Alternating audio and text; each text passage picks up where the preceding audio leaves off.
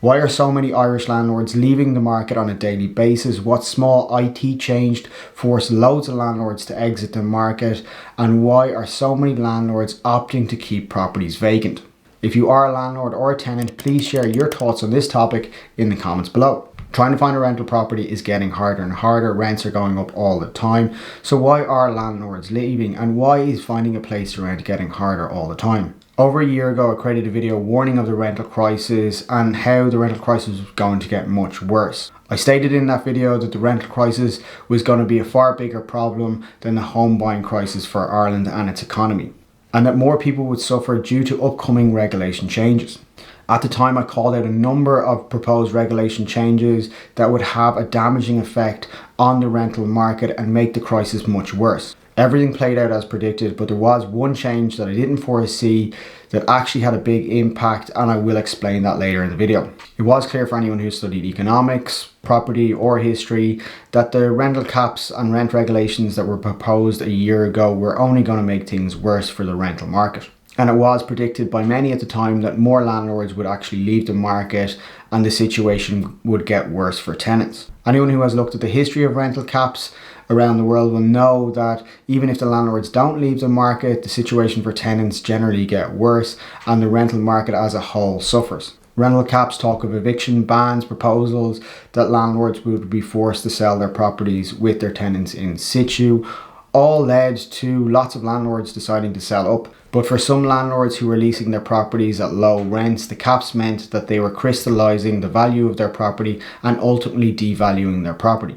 And this is why many landlords have opted to keep properties vacant for the next 2 years. If they were on a low rental cap, that rental cap disappears after 2 years of being vacant, and therefore that landlord can now let the property at the correct market rate. You might ask, how does it make any sense for a landlord to keep a property vacant for 2 years and not collect the rent? Think about it like this. Let's assume a property is rented at $1,500 per month. It has been for a number of years by the landlord, and the landlord hasn't increased the rent. The tenant leaves and the landlord looks to release that property at the new market rent at the current time within the market, and let's say that is $2,500. However, the landlord can't do that and is capped at a 2% increase, so therefore they're not able to rent it for much more than $1,500 per month. You might say to yourself, so what? They're still able to collect rent on that property. However, there is negative impacts for them to do this. If they were to accept that rent at $1,500 below the market value, they effectively lock in and crystallize the value of their property, and ultimately this may impact their ability to borrow against the property as well. Let's say you were to apply a yield of 7% against a rent of $1,500 per month. This would equate to a value of around $250,000 for that property based on that current rent. The tenant also has the right to stay there for the next 6 years plus. Now look at it from a different angle. Let's assume the landlord keeps the property vacant for 2 years, the rental cap disappears, and the landlord is now able to release the property at the market rent, which let's assume is $2,500. They do that and we assume the same, a 7% yield on the property. That property is now valued around $420,000, which was a $170,000 increase based on keeping the property vacant for 2 years. You might say to yourself, well, I've lost 2 years of rent by doing this. Well, ultimately all they've really lost is $36,000 in gross rent. That may have only been half of that if they were taxed at the margin rate of around 50%. They wouldn't have had letting fees and they wouldn't have had PRTB registration fees either.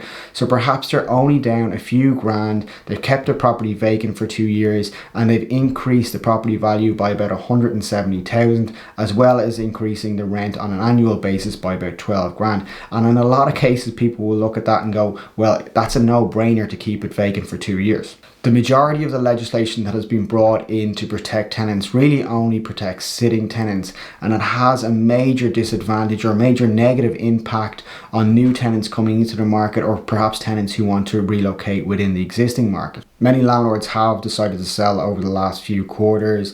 A large volume of the increase on the number of sales that are available are landlords selling. These are largely people who are looking to sell apartments. There are a handful of accidental landlords who are also trying to get out of the market now while the market is quite high. You will also have a lot of landlords who are deciding to sell because the rent that they're collecting is just not worth it based on the amount of tax that they have to pay. And I've heard lots of stories of small landlords who've had horror experience with tenants racking up damages in 20, 30,000, 40,000 worth of damages, and the landlord having pretty much zero ability to reclaim any of that damages back from the tenant. If you are a landlord who has sold recently and is looking for an opportunity or wants some exposure within the real estate market to reinvest some of your funds, perhaps check out some of the links I have below. We also have an issue because of all the new regulations that have come in. Many of these new build to rent schemes don't want to have to deal with individual tenants, and they're leasing entire blocks back to the council. In some cases, they're leasing it to commercial entities and multinational firms because they don't want to have to deal with individual tenants anymore, and the likes of Google, etc., are now housing some of their staff for a month or 2 months when they first come to Ireland, which means these new build to rent are not available for long-term leasing. But there was one change I didn't see coming, and that was an IT change, and this seems to have been the straw that broke the camel's back in many landlords' case in terms of their decision to sell up. And I get it myself, I've had major issues with this system.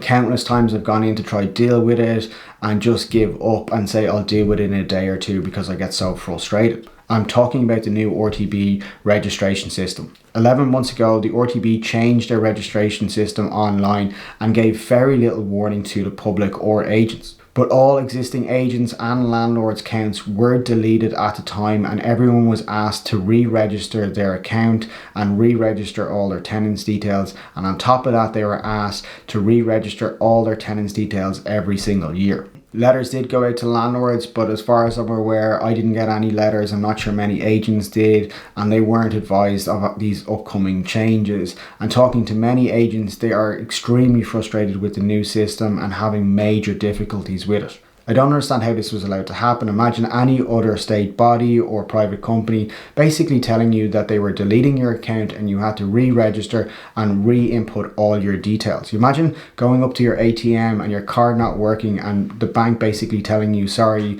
you now need to re-register with the bank. You also have to input all your new account details. You have to set up all your new standing orders and upload all the information in regards to any accounts that you're dealing with on a constant basis. This just wouldn't happen in any other agency or any other private company. I'm not quite sure how the RTB were allowed to get away with it. I've heard from lots of landlords and other agents that this was the straw that broke the landlord's back in many cases, and they decided to sell up or they opted to keep the property vacant. And I get it. If a landlord has a mortgage on a property, they're paying a higher rate of tax and they're capping their rent at 2%. And we also have inflation. In a lot of cases, the landlord is only making perhaps a few €100 a year on that property, and therefore dealing with the RTB was just too much to deal with on a yearly basis, and they decided to opt out of the market. Landlords can't be seen as the villain all the time. There is bad eggs in every industry. There's bad teachers, there's bad doctors, but that doesn't mean you're not going to go to your doctor. We will need good doctors and good teachers. Perhaps maybe one day computers will do all our surgery, but until then we still need good doctors. And maybe someday housing will be free and we'll be able to build housing for free as well. But until that point occurs, we are going to need people to invest capital and take risks and buy property so other people can rent those properties and have a choice of where they want to live for the short term without having to invest large amounts of capital. If you are a landlord or a tenant, please share your thoughts below in regards to the regulations that are out there and the future of the rental market. As always, thanks for watching.